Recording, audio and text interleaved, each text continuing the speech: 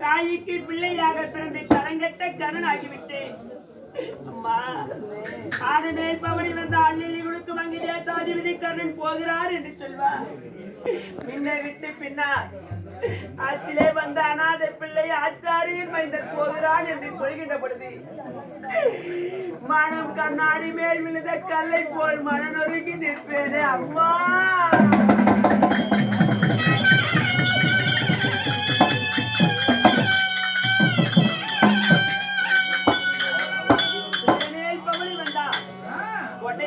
கர்ணன் போகிறான் என்பா, என்னை விட்டு பின்னால் குளங்கட்ட கர்ணன் போகிறான் என்று சொல்வார். அப்பொழுதெல்லாம் அனலிலே விழுந்த புழுவை போய் என் மனமாகப்பட்டது துடித்து நிற்பேனே அம்மா. அம்மா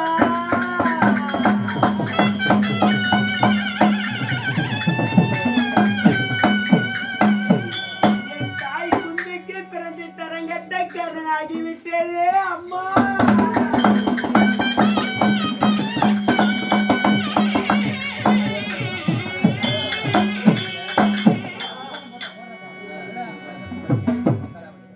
தாயே, இத்தனை காலம் தாய்ப்பிள்ளை என்று தெரிந்து தெரியாமையே வளர்ந்து விட்டோம் அம்மா.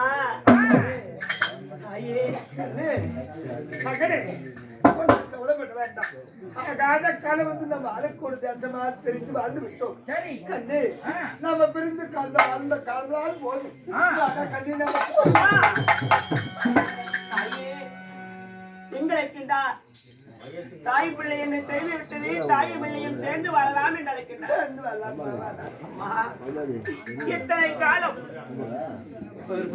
காலம் நான் வாழ்ந்தது துறையினுடைய துறையினார். அம்மா, என்னை எதமறந்து வர சொல்கிறார். நாடு இல்லாதவனுக்கு நாடு கொடுத்தான் அதை மறைப்பனா, உறவு இல்லாதவனுக்கு உறவு கொடுத்தான் அதை மறைப்பனா, அனைத்து நிறைந்த சபையிலே குடிந்த தலை நிமிர செய்தான் அதை மறைப்பனா. அம்மா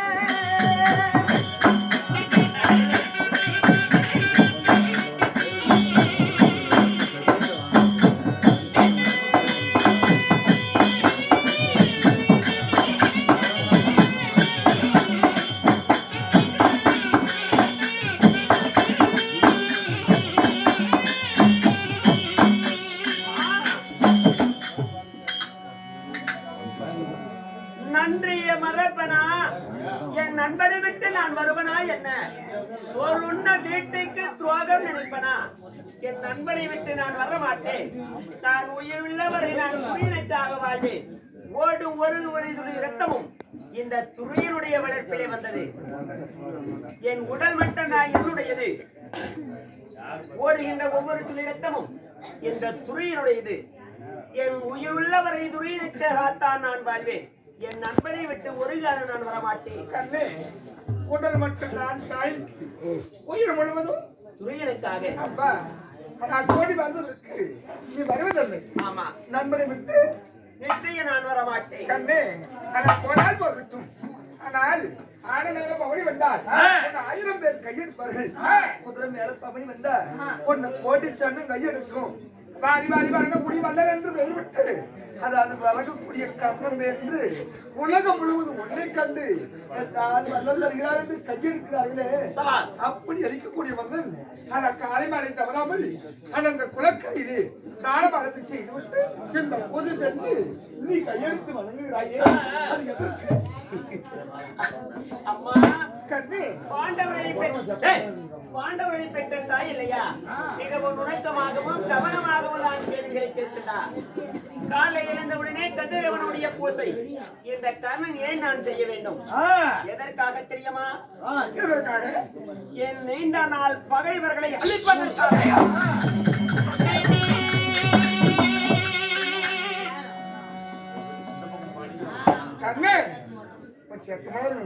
நீண்ட நாள் என் பகைவர்களை அழிப்பதற்காக இந்த சூரியன் செய்கின்றேன். ஆனால் ஒரு கை தானம் நட்டால் இரு கையில் சொல்லி கை நிறைய கொடுக்கக்கூடிய கண்ணனுக்கு உனக்கு எதிரி இருக்காங்க. அப்பா உனக்கு எதிரி என்றால் அவர் யாரு? எப்ப இந்த கர்ணனுக்கும் எதிரி இருக்கிறார் என்றால் அதை நானும் அறிய வேண்டும். அவனுடைய எதிரி யார்? என் எதிரிகள் யார் தெரியுமா? என் எதிரிகளை சொல்வதற்கு நான் துணிவாகத்தான் இருக்கின்றேன். ஆனால் அதை கேட்டு உன் மனம் இருப்பதற்கு நீ மனதை திறந்துபடுத்திக் கொள். அம்மா உன்னுடைய எதிரி சொல், அதை நானும் தெரிந்து கொள்கிறேன். கொஞ்ச நேரம் சத்தம் வேண்டாமா? பகைவர்கள் என் பகைவர்கள் என் எதிரி உன் பிள்ளைகள் அந்த பாண்டவர்கள்.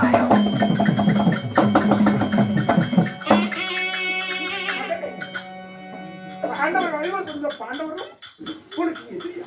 உண்மைதான். என் மக்கள் எதிரி அவனுக்கு நிச்சயமாக. அப்பா ஆனா பாண்டவர் எதிரி என்றார், ஆனா ஐவரும் எதிரியா? யாராவது ஒருவர் குறிப்பிட்டவனுக்கு எதிரியா? தாயே,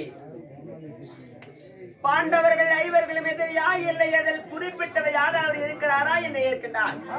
அறம் என்னும் தர்மத்தின் தலைவனாக விளங்கி வரக்கூடிய சத்திய கீர்த்தி பெற்ற உதித்தர் என்று சொல்லக்கூடிய தர்மன் அவர்களுக்கு எதிரியல்ல. அகண்ட மார்பை, நீண்ட கரங்கள், பெருத்த மேனி, கருத்த உடல், 12,000 கஜேந்திர மலம் அடைத்த ஏனையே வந்தாலும் எதிர்கொண்டு நிற்கக்கூடிய வீரனுக்கு எதிரியல்ல. நகல சகாதேவர்கள் எனக்கு சரியான வீரர்களும் அல்ல. இருவருக்கிளையோன் இருவருக்கு மூத்தோன் நடுபிறந்த நாயகன் தற்பெருமை கொண்ட அந்த பேடி பையன் இருக்கிறான். பிள்ளைக்கு வெளியிருந்த அந்த விஜயன், அந்த அசுரதான் எனக்கு.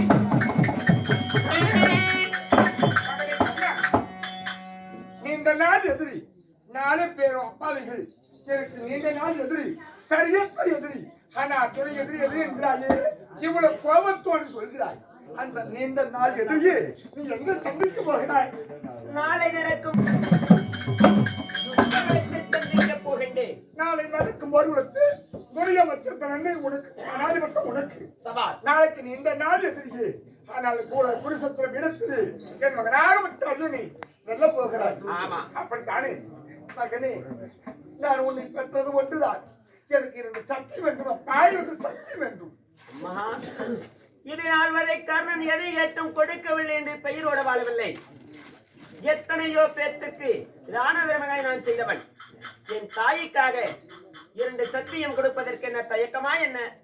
என்ன கேட்கின்றாய் கேளுங்கள். நிச்சயமாக 2 சத்தியம் செய்வேன். அதன்படி நடப்பேன். இது சத்தியம். கண்ணே, இந்த நாள் எதிரியே நாளை நடக்கும் ஒரு குலத்தில் குருசாத்திரம் எடுத்து சந்திக்கும் போகிறாய் அல்லவா? ஆமா. உனக்கு எதிரியாத அர்ஜுன் மட்டும்தான். சபா. மற்ற 4 பேரும் எனக்கு எதிரிகள் அல்ல. அப்பா அதாவது அர்ஜுனை ஒருவனை தவறி மற்ற 4 பேருக்கும் உன்னால மக்களுக்கு யாது ஒன்று சேர்ந்து வரக்கூடாது. அதனால ஒருவனை தவறி மற்ற 4 பேருக்கு இந்த கர்ணால் யாது ஒன்றும் சேதம் வராது என்று எனக்கு சக்தி. அருகிலே வளர்த்த பிள்ளைகள் மேல் எவ்வளவு அக்கறை பார்த்தாயா அம்மா? நானும் அத்திலே என்னை விடாமல் உன்னுடன் அருகிலே இருந்திருந்தேன். ஆனால் என் மேலும் இப்ப அக்கறை கொள்வார் அம்மா.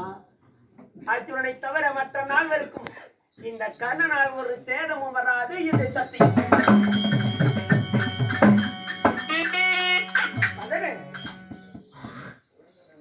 வில்லெடுத்து நின்றால் வீரட்டு ஒரு சாணி, வில்லுக்கு விஜய் என்று என் மகனாகப்பட்ட அர்ஜுனன் சேனாதி சேனை எல்லாம் எதிர்த்து நின்று பாராட்டு எப்படி எப்படி எப்படி என் மகனாக வட்ட எப்படி என் மகனாக வட்ட அர்ஜுனன் வெள்ளெடுத்து நின்றால் விரித்து ஓடும் ஜானை அம்மா தாயே வார்த்தைக்கு வார்த்தை பாட்டு கூட பாடாது வசனம் என் மகன் வார்த்தைக்கு வார்த்தை என் மகன் என்று சொல்கிறாயே அந்த அருகிலே வளர்ந்த பிள்ளை மேல் இருக்கும் பார்த்து இந்த காலில் மேல் இல்லாமல் போய்விட்டு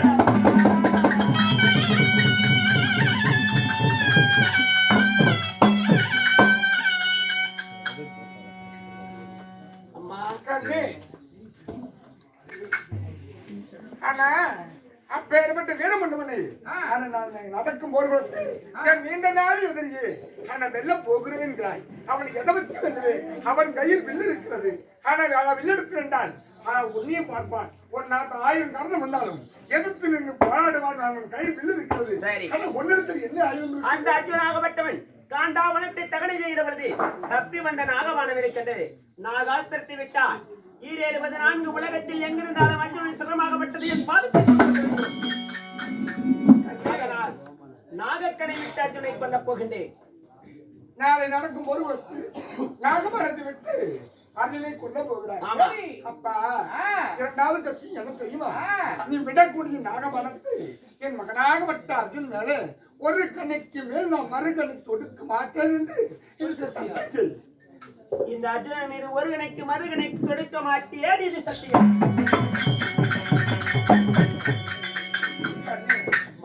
நான் அந்த வேலை சுலபமா முடிஞ்சு விட்டது நான் வருகிறேன்.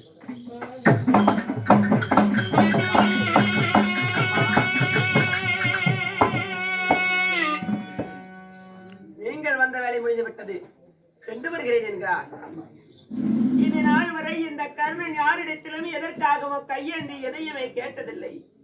அம்மா, என்னை பெற்றவள், உலகுக்கு ஒளிபெற செய்தவள் என் தாயினே.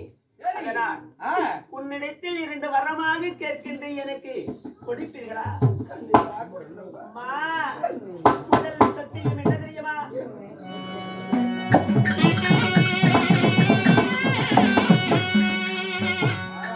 அம்மா என்ன பாரத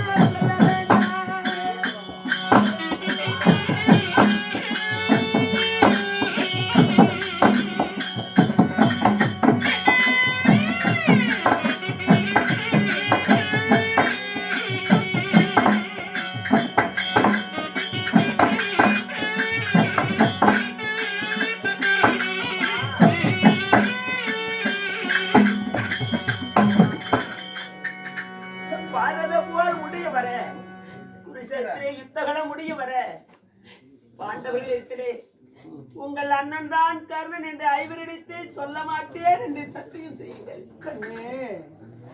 ஏன் பாண்டவரிடத்தில் சொல்ல வேண்டாம் என்று ஏன் சொல்கிறாய்? அம்மா, அண்ணன் தான் யுத்தகம் வருகிறார் என்றால் அண்ணனை மடித்து இந்த அர்ஜுனாபுரம் ஆள மாட்டார். அதனால் அதர்மமே ஜெயித்து விடும், தர்மம் தோற்றே போய்விடும். நான் அதர்மத்தின் பக்கத்தில் இருக்கின்றேன். தர்மத்திற்காக போராடுகின்ற அந்த பாண்டவர்கள் யுத்தகலம் வராமல் போய்விட்டால் தர்மம் தோற்று போய்விடும், அதர்மம் தலை தூக்கி ஆடிவிடும். அதனால் பரத போர் முடிய வர பாண்டவரிடத்திலே அண்ணன் கர்ணன் என்று சொல்ல வேண்டாம். கண்ணே, எந்த ஒரு தாயும் பெத்த மகனை மறைக்க மாட்டார்கள். எதை மறைத்தாலும் பெத்த பிள்ளையை மறைப்பதற்கு மாதா மனசு வராது. நான் மறைக்க வேண்டிய தலைவதிவாசம் ஆகிவிட்டது. அதற்கு போல முடியவரை ஐவர் பஞ்ச பாண்டவரிடத்திலையும், அதாவது அங்கத்தியாசத்தை ஆண்டவர் கூறி அதிபலக்க நான் உங்களுக்கெல்லாம் என்ன என்று நான் யாருக்கு நீங்க சொல்ல மாட்டேன். நான் பார்த்தேன்.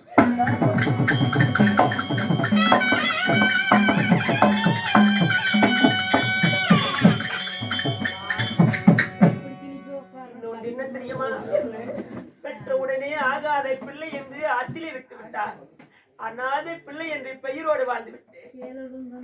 இரண்டாவது இந்த கடனுக்காக, பெற்ற கடமைக்காக செய்யக்கூடியது என்ன தெரியுமா? இந்த கரனுக்கு இரண்டாவது சத்து என்ன தெரியுமா? அம்மா,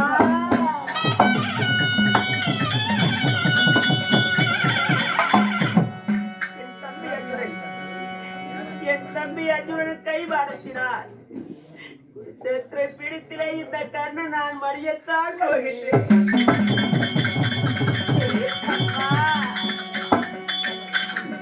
ஒருவேளை குருசேத்திர பிடித்திலே இந்த அர்ஜுனன் கை பாடத்தினால் கருந்தன் மறைந்து விட்டேனானார். அம்மா,